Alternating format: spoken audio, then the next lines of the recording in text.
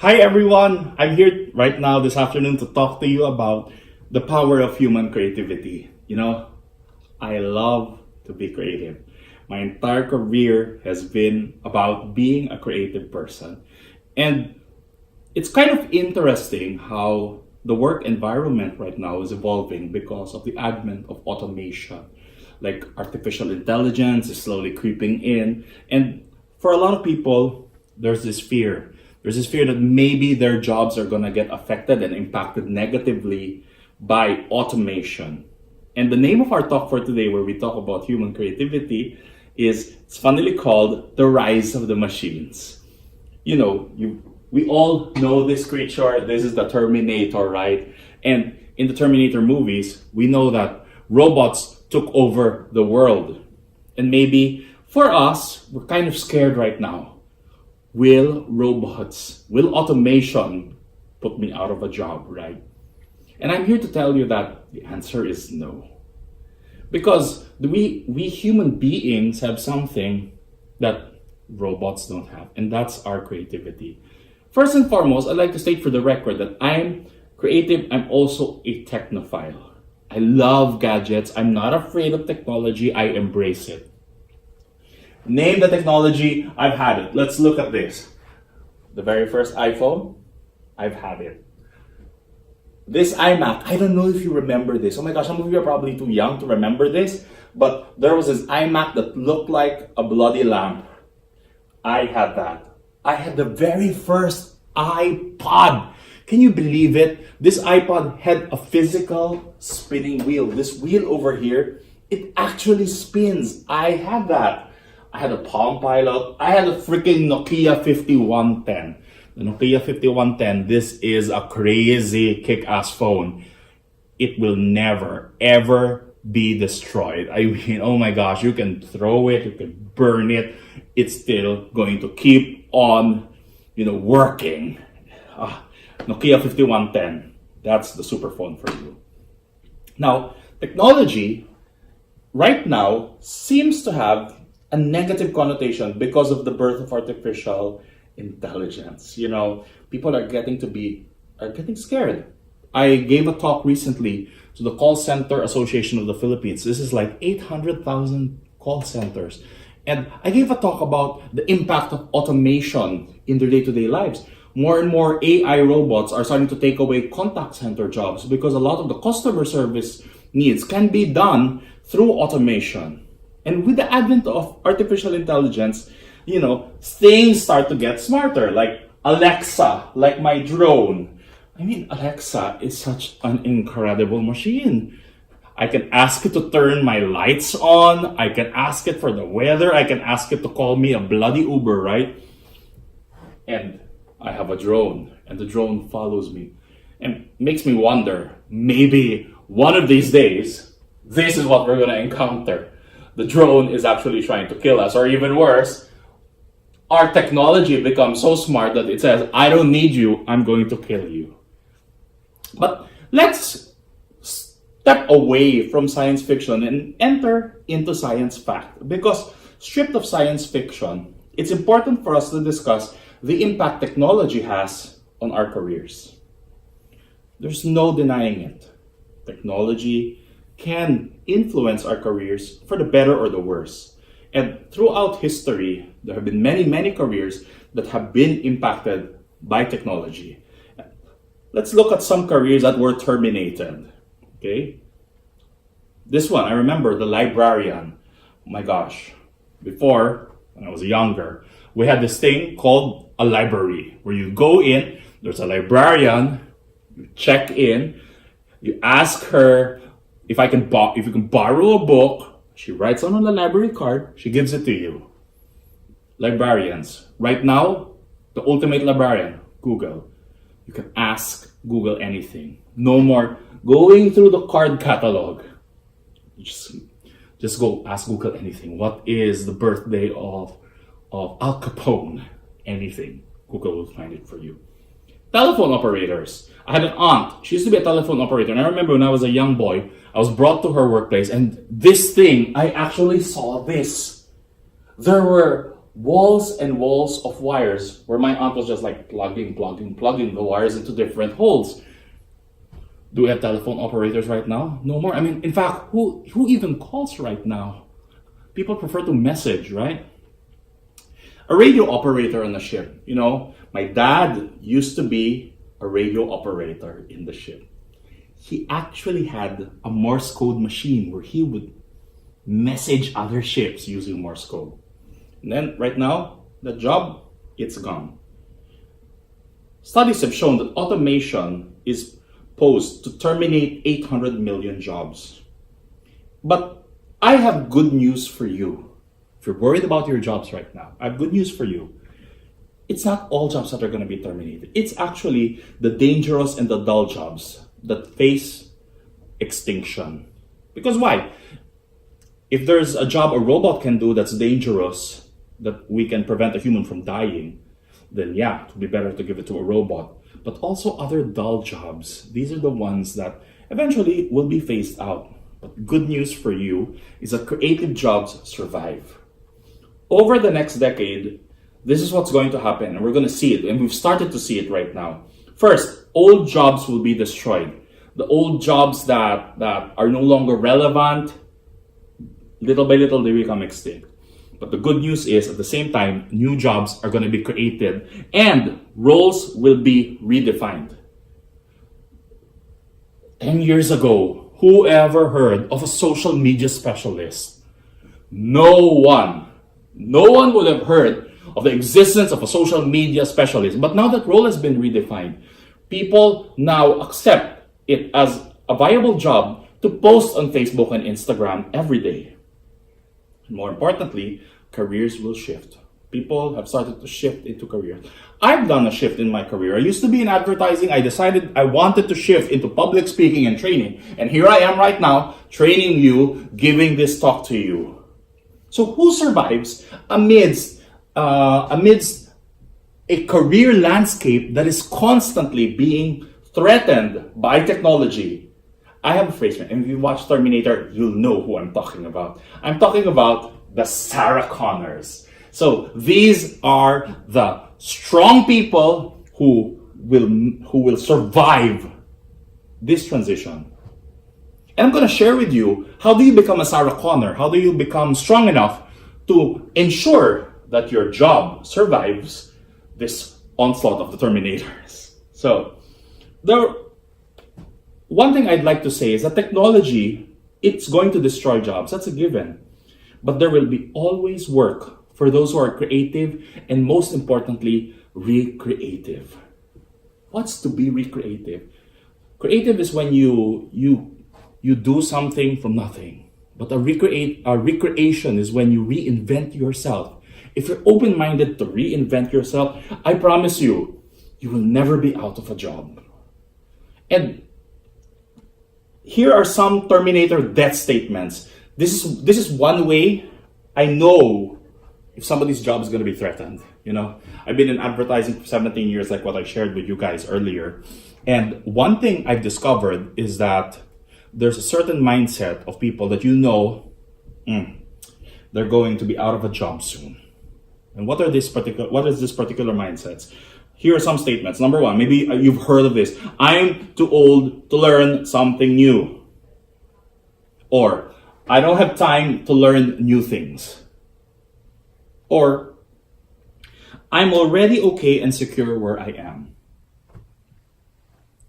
If you find yourself saying any of these statements, here's the sure outcome that's going to happen to your life. You're going to be terminated. You're going to be terminated. Because a person who is set on his ways and unable to change, unable to embrace transformation, these are the people who are going to be left behind. So the question that we now have to ask ourselves, how do we survive these career terminators? And my advice is very simple. Be nice to your vacuum cleaners. No, just kidding. Just kidding. Hello, vacuum cleaners. But right now, I'm here to present to you the Sarah Connor Guide to being recreated in your career. How do we recreate our career so that they don't become terminated? We don't need to suck up to our vacuum cleaner. Saw that joke there, right?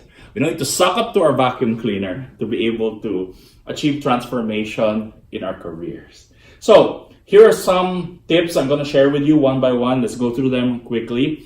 Number one is we have to be lifelong learners. What is being a lifelong learner? We got to shift our mindset to that of lifelong learning. Sometimes we make the mistake of thinking that once we've finished school, that's it, kaput, finito, we're done. But no. We will always have the opportunity to learn things.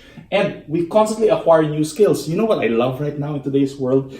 There's so much learning, so much wisdom out there. And the best part about it is a lot of it is free. You just have to Google it. You can read books. You can attend seminars and classes. You can look for mentors. There's so many things for you to learn. And you can utilize the power of the internet to learn an infinite number of information. You just have to Google it. You just have to look for these things. And one thing I really love is to learn to be recreative, to study something off tangent, something that's not expected of your career. I'm in advertising. Guess what I took up? 2 years ago, I took up improv comedy, and I was blown away because I thought I just wanted to study improv comedy for the simple fact that I wanted something therapeutic, to calm me down after my advertising day. But I learned so much more. Learning improv opened my mind to accept the unexpected, to collaborate, to work with what you've got. And I didn't know that improv course would actually change my career and help me pivot to what I'm doing right now. So that's the first thing. Be a lifelong learner. Adopt this lifelong learner attitude. The second is we've got to be adaptable to change. We've all heard the cliche, the only constant thing in the world is change. We've heard that, right? And the truth of the matter is humans hate change. Why is that? Because change is always uncomfortable, and our physiology is programmed to keep us safe. So therefore, anything that could potentially make us unsafe, like change, like something risky, we hate it. I took up neurolinguistic programming recently, so it's a very fascinating course. And one of the most important lessons I picked up there is that the most flexible people are the ones who always have the biggest advantage. If you are flexible, if you are open to learning new things, then oh my gosh, you will always have the best advantage. And when we talk about change, it's important for us to not just have a plan for next month. We got to have a 3-year, 5-year, maybe even a 10-year plan. What is our backup plan? What are the things that we want to do? And as early as now, we start to install these bits of learning in our life so that when change finally happens, which it inevitably does, we are ready for it.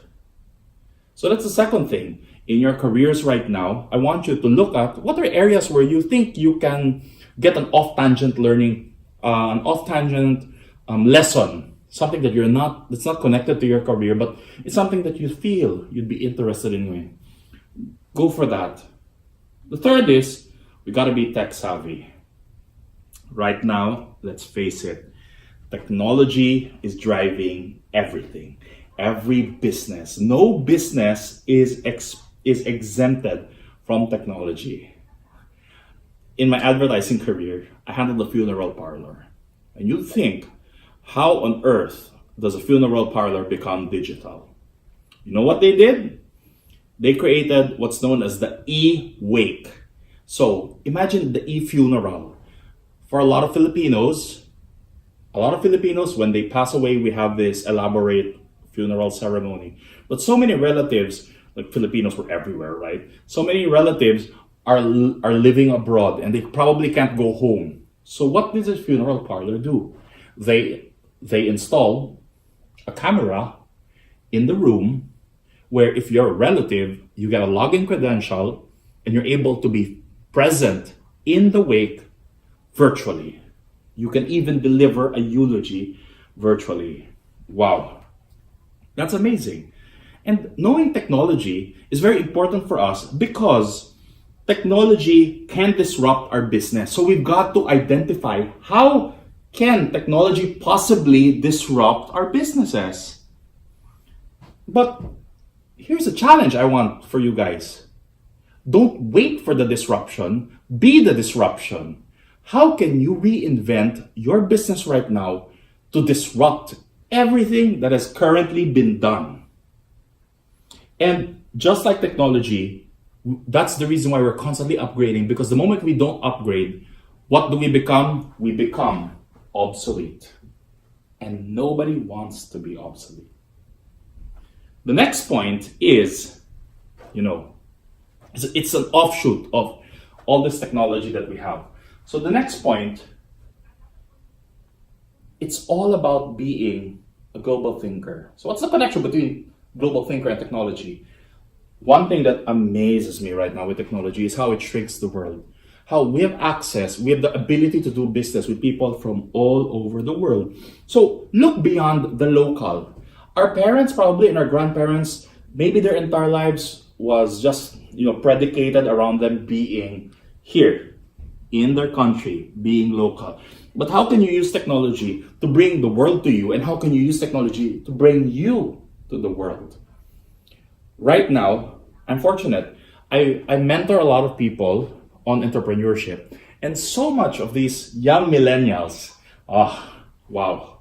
A lot of them, they don't want to be stuck in a 9-to-5 job. So they use technology like Upwork to be able to find jobs anywhere in the world. And it's amazing how they live their lives. They work on their computers, they do stuff anywhere in the world. And I experienced this personally. 2 years ago, when I retired from advertising, I decided I needed to take a break. I wanted to become a public speaker, so I gotta build that up. But at the same time, I wanted a break because I've been working for 17 years. So I decided to, travel a lot. But of course, when you travel, you gotta still earn money, right? And the one thing I love is that technology has allowed me to earn money from wherever I am in the world. I remember I was in Peru one day. I was, enjoying Peru, when all of a sudden I got this message from a client in the Philippines asking me to design their corporate branding identity. And I was in Peru and I said, I'm in Peru right now, but if you don't mind, I can take a crack at your logo. I can design your logo for you and I can send it to you, get your feedback on it. I said, sure, no problem. So here I was in Peru overlooking this beautiful beach. I was working there. I sketched the logo. I sent it to one of my friends who's an artist in the Philippines. I asked him to render the logo. It was sent to me. I gave my comments. I sent it to my client and boom. Approved. Boom. I earned money. And technology, it just is such an amazing tool to work globally. And it's a shame if we don't use it. If we don't use it to reach out and do business anywhere in the world. And the last that I want to share with you is you got to embrace your human creativity, because there's something that the robots and the androids can't do. It's to be creative. Your humanity is your biggest asset, my friends. There are certain things we human beings can do that machines can't. I call them the following. Number one is compassion. Human beings, we're capable of being compassionate. That's why a robot will probably never replace a nurse, or there will always be a need for human customer relations, human customer service, because compassion is something that the machine can't do. Creativity. For us to be able to create great things, art, literature, these are things that machines will have difficulty doing. And lastly is innovation. One of the things that I believe is our greatest human strength is our ability to innovate, to constantly create and recreate ourselves, to reinvent ourselves, to change who we are and to make things better. Because in this world, it's not enough for us to be survivors. Let's not be survivors, because the story is not about resiliency. It's all about creativity. We cannot be content to be resilient and to weather the storm of a potential invasion of artificial intelligence. No, it's all about us taking control of the situation in our careers right now and trying to be creative. Creativity, it solves the problems of today, but recreativity anticipates and helps you create your tomorrow. And at the end of this workshop, I want to ask you, what are you willing to do to reinvent yourself? So, you have booklets right now, and we're going to answer these booklets. I want you to identify, number one, what your current strengths are. So if you check the booklet, see what is your kick-ass anti-Terminator strengths. So that's the first thing that you want. But the second thing I want you to do, and feel free, this is the first time I'm going to allow you to bring out your laptops and bring out your phones to research this. Try to look for things that you want to learn. So go look at Google it. What are courses that you want to learn, courses that you want to invest in to improve yourself? And let's make a list. And the last thing that I want to find out for you guys is, why don't we write down your 3-year plan? What is your 3-year plan for your career? So there's going to be some questions. I'm going to be here to answer any questions that you have. I'm going to be here to also help you guys out. If you want help in answering these workbooks, then please let me know. But for now, I want us to go down and figure out what is it that we're going to do to recreate our careers into what we want them to be. Our objective, let's not be terminated. Because it's not the rise of the machines that count. What matters is the rise of our humanity. Thank you very much, everyone. I hope you enjoyed today's workshop.